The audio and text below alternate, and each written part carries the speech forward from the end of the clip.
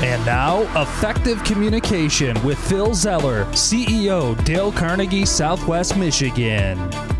I'm so confused. What are they talking about?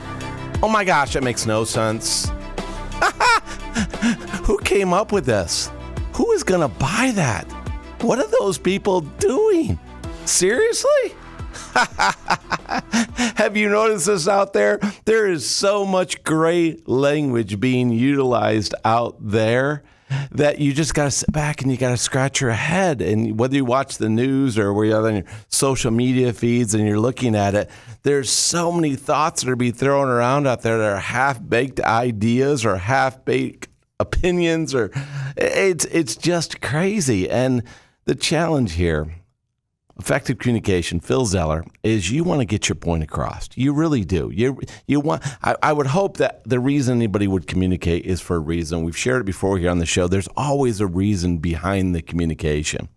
The challenge is, does the communication make sense? I mean, if we study traditional education, we talk about encoding, transfer of information, and decoding, the theory of communication. But realistically right now, if you're just like me and you watching the news and watching what's on social media, you're like, please, somebody stop.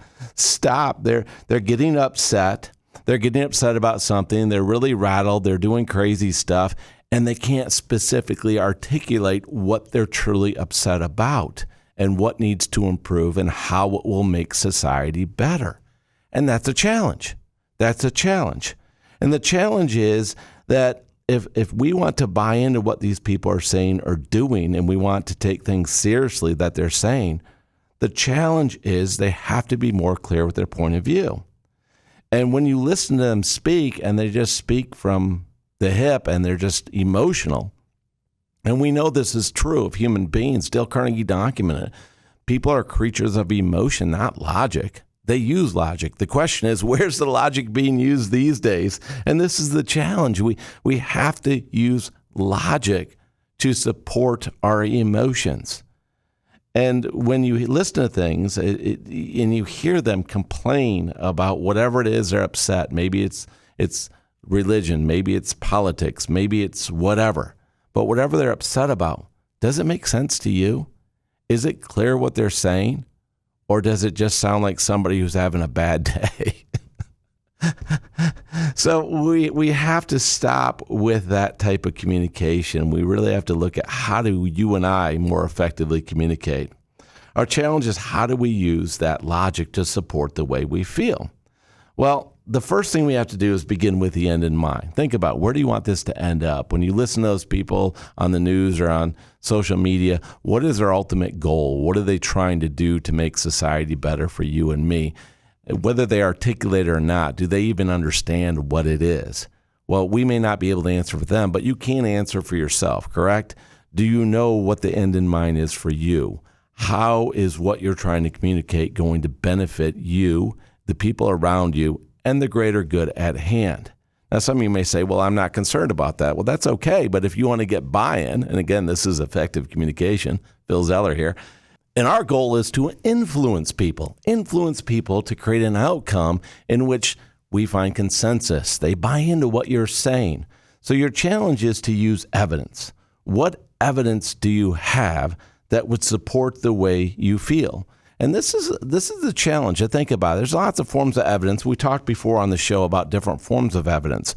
But your challenge is to find evidence out there that not only you think that this proves what you're saying is real, but ask yourself this question: does the majority of people believe that evidence is real as well? Do they believe that evidence?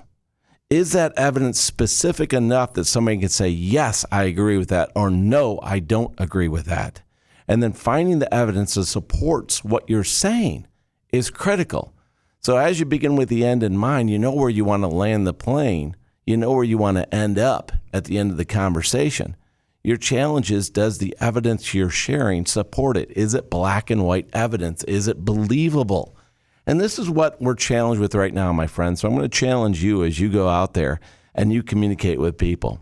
What is it you're trying to communicate? Why are you trying to communicate it? Do you really want to see something change? Do you really want to put it out there to see something change, or are you just venting? What is it? Because sometimes people just vent. And I know they do that. But your challenge is to ask yourself, what is the outcome you want? That's the real question. So make sure that your communication is specific, supported by evidence that people can buy into, that's believable. And if you do this, what you're going to do is your audience is going to view you as a more credible speaker. And that's our goal, to have that impact on other people. Now go make it happen.